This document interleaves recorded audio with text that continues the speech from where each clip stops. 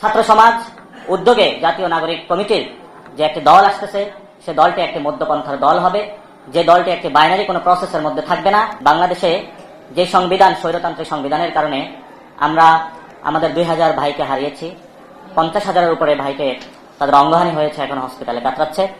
আমরা মনে করি বাংলাদেশের আগামীতে এই ধরনের কোনো রক্তপাত আমরা চাই না। আসসালামু আলাইকুম প্রিয় ভিউয়ার্স, আপনারা কিন্তু জানেন যে 5ই আগস্টে হাসিনার পলানোর পিছনে পুরোপুরি যে হাত, সেটা কিন্তু আমাদের ছাত্র আন্দোলনের ছাত্র সমন্বয়ক ভাইদের। বলতে গেলে আমাদের সমন্বয়ক হাসনাস, সারজিৎ, নাহিদ ভাই, আবদুল্লাহ এবং অনেকেই যারা আছে, তাদের একটা কথায় আমরা নতুন দল গঠন করবই। সেটা ডক্টর ইউনূসও বলছে যে আমরা দেশ সংস্কার করব, কিন্তু বিএনপির যে নেতাকর্মীরা আছে তারা কিন্তু বলতেছে আমরা নির্বাচন চাই। আসলে এই ভিডিওর কমেন্ট বক্সে আজকে একটু ঝড় তুলে দেন দর্শকবিন্দু। আপনারা কিন্তু জানেন যে ছাত্ররা আন্দোলন করে দেশকে স্বাধীন করেছে, হাসিনা পালানোর পিছিয়ে তাদের পুরোপুরি হাত। তাদেরটাই রাইট নাকি আমাদের বিএনপি, যারা আমাদের অনেকভাবেই আমরা সে সময় ছোটো ছিলাম কিংবা বুঝতে পারি নাই, সেই বিএনপি কিন্তু আমাদের অনেকভাবে সহযোগিতা করে গেছে। তো যাই হোক না কেন ভাই, সমন্বয়ক ভাইরা যে কাজটি করেছে সেটা এই স্বৈরাচারী হাসিনা বাংলাদেশকে লুট করে নিয়ে যাওয়ার চিন্তা ভাবনা করেছিল, বাট সেগুলো করতে পারে নাই। তো আপনি সমন্বয়ক যে ভাই কথাটি বললো যে আমরা নতুন দল গঠন করব, কাদের নিয়ে গঠন করব, এবং কমিটিও নাকি অলরেডি দিয়ে দিছে। আপনারা জানেন কি না জানেন সেটা জানি না, কিন্তু সমন্বয়ক ভাইরা কিন্তু কমিটি গঠন করে ফেলে দিছে। তো চলুন যাই পুরো ভিডিওটা শুরু করি। তার আগে একটা ছোট্ট অনুরোধ, বাট আপনি যদি আমার চ্যানেল নতুন হয়ে থাকেন অবশ্যই চ্যানেলটা সাবস্ক্রাইব করে দিয়ে যাবেন। চলুন যাই ভিডিও শুরু করি। ছাত্র সমাজ উদ্যোগে জাতীয় নাগরিক কমিটির যে একটি দল আসতেছে, সে দলটি একটি মধ্যপন্থার দল হবে, যে দলটি একটি বাইনারি কোনো প্রসেসের মধ্যে থাকবে না। বাংলাদেশে যে সংবিধান, স্বৈরতান্ত্রিক সংবিধানের কারণে আমরা আমাদের 2000 ভাইকে হারিয়েছি, 50,000-এর উপরে ভাইকে তাদের অঙ্গহানি হয়েছে, এখন হসপিটালে কাতরাচ্ছে। আমরা মনে করি বাংলাদেশের আগামীতে এই ধরনের কোনো রক্তপাত আমরা চাই না, যে রক্তপাতের মধ্য দিয়ে কোনো মায়ের বুক খালি হবে, কোনো বোনকে আমরা হারাবো, কোনো ভাইকে আবার আমরা হারাবো। যে প্রান্তে আমরা বর্তমান বাংলাদেশে দাঁড়িয়ে রয়েছি, জিওপলিটিক্যাল স্ট্র্যাটেজিকে আমরা দেখেছি যে বাংলাদেশ নিয়ে বিভিন্ন জায়গায় ষড়যন্ত্র হচ্ছে, এবং জাতিসংঘের যে রিপোর্ট এসেছে আমাদের সামনে, সেখানে আমরা দেখেছি কিভাবে আমাদের ভাইদেরকে আয়নাগড়ে এবং বিভিন্ন প্রান্তে কিলিংগুলো করা হয়েছিল। আমাদের সামনে সেই রিপোর্টগুলোতে স্পষ্ট হয়েছে রাজপথে আমাদের ভাই বোনদেরকে কিভাবে প্রতিনিয়ত হত্যা করা হয়েছে গত 15 বছর জুড়ে। আমরা সেই রিপোর্টগুলোতে দেখেছি রাজনৈতিক দল, বিভিন্ন পক্ষ গোষ্ঠী যারা বাংলাদেশের জনগণের পক্ষে দাঁড়িয়েছিল, তাদেরকে অগণতান্ত্রিকভাবে নির্বিচারে হলো রাজপথে হত্যা করা হয়েছিল। কিন্তু আমরা এই রাজনৈতিক যে লড়াইটা, মন্ডলটা রয়েছে, এই মন্ডলের বাহিরে যখন আমরা আমাদের সোসাইটির দিকে তাকাই, সেই সোসাইটিতে বর্তমান আমাদেরকে সেই ব্রিটিশরা যেভাবে হিন্দু মুসলমান দাঙ্গা বাঁধিয়ে আমাদের পৃথক করে রাখা হয়েছিল, বর্তমানে আমাদেরকে আজকাল এই সময়ের মধ্যে হেফাজত, জামায়াত, বিএনপি, বিভিন্ন মতাদর্শ ভিত্তিক আমাদেরকে এই সমাজকে বিভাজিত করে রাখা বিভিন্ন জনকে ট্যাগিং দেওয়ার চেষ্টা চলছে। আমরা এই বর্তমান পরিস্থিতিতে মনে করি ছাত্র সমাজ উদ্যোগে জাতীয় নাগরিক কমিটির যে একটি দল আসতেছে, সে দলটি একটি মধ্যপন্থার দল হবে, যে দলটি একটি বাইনারি কোনো প্রসেসের মধ্যে থাকবে না।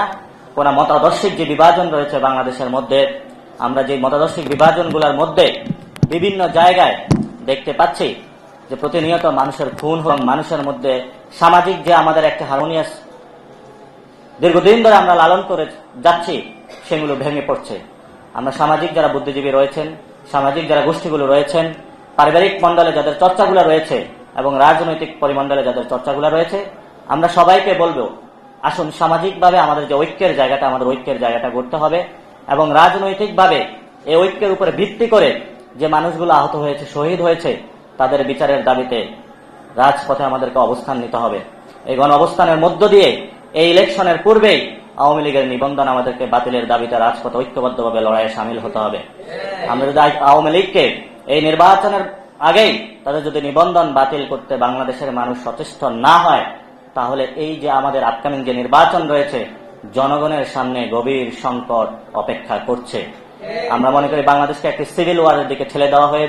এই জন্য সরকার এবং যারা আমাদের বিশেষত আইন শৃঙ্খলা বাহিনী থেকে শুরু করে যারা আইন মন্ত্রণালয়ে বিশিষ্ট ব্যক্তিবর্গ রয়েছেন, বিভিন্ন রাজনৈতিক দল রয়েছেন, তাদেরকে আমরা বলবো কোন দল বা পক্ষ গোষ্ঠী এবং যারা দোষর রয়েছিল, আমাদের উপরে রাজপথে হামলা চালিয়েছিল, আমাদের রক্তগুলো কেড়ে নিয়েছিল, আমাদের ভাইদেরকে শহীদ করেছিল, তাদের প্রতি দয়া দেখাবেন না, তারা সামাজিকভাবে তাদেরকে বয়কট করুন, পারিবারিকভাবে তাদেরকে বয়কট করুন, বিচারের দাবিতে ঐক্যবদ্ধ হন। বাংলাদেশের আওয়ামী লীগের একমাত্র সমাধান হলো তাদের বিচার প্রক্রিয়ার মধ্যে যেতে হবে। দিয়ে গেলে যারা খুনের সাথে সম্পৃক্ত ছিল, ইতিমধ্যে আমাদের সামনে অনেকগুলো ইন্টারন্যাশনাল ফোরামের রিপোর্ট এসেছে।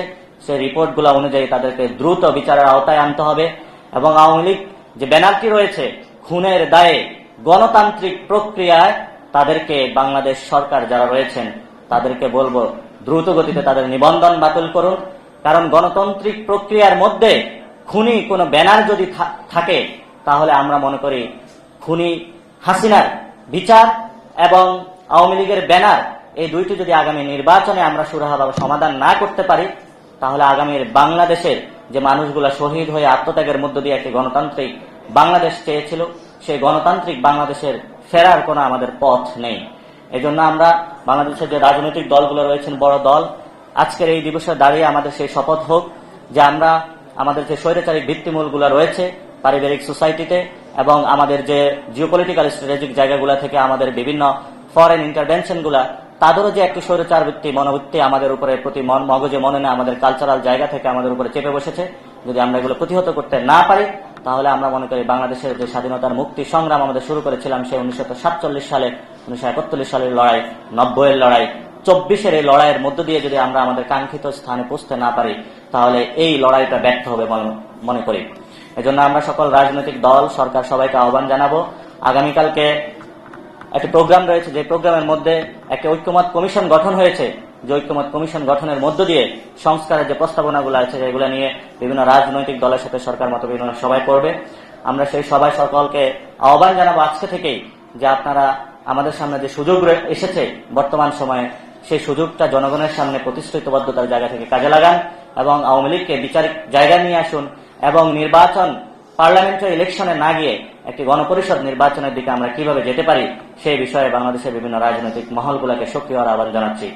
শেষ একটি কথা বলে যেটা শেষ করব, আমাদের বর্তমান যে সংবিধান রয়েছে এই সংবিধানের মধ্য দিয়ে অনেকগুলা দল তারা হলো সংস্কার প্রস্তাবনা নিয়ে আসতে চায় এবং তারা পার্লামেন্টে গিয়ে সংস্কার প্রস্তাবনাগুলো রেডি করতে চায়। আমরা তাদেরকে বলবো যে আপনি দলীয় কোনো কিছু ঘষামাজা করে সংস্কার করে এটাকে পরিবর্তন করলেন, পরবর্তী আরেকটি দল এসে এটাকে পরিবর্তনের সুযোগ থাকবে।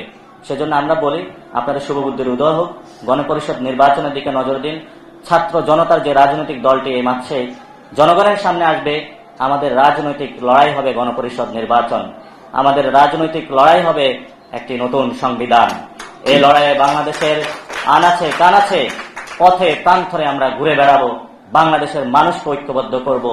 জনতা যেভাবে 24-এ জেগে উঠেছে রাজপথে প্রান্তরে গ্রামের অঞ্চলে স্কুল কলেজ বিশ্ববিদ্যালয়ে জনতার সাথে আবার আমাদের দেখা হবে। আমাদের সামনে আসবে একটি নতুন সংবিধান, যে সংবিধান আমরা আগামী গণপরিষদের মধ্য দিয়ে পাবো, সে আশা ব্যক্ত করে আমি আমার কথা শেষ করছি। ধন্যবাদ। আসসালামু আলাইকুম ভিউয়ার্স, আপনারা কিন্তু জানেন যে আসলে কিন্তু ছাত্ররা দল গঠন করে ফেলে দিছে এবং কি করছে যাই হোক না কেন পুরো ভিডিওটা যদি দেখে থাকেন তাহলে ইনশাল্লাহ বুঝবেন।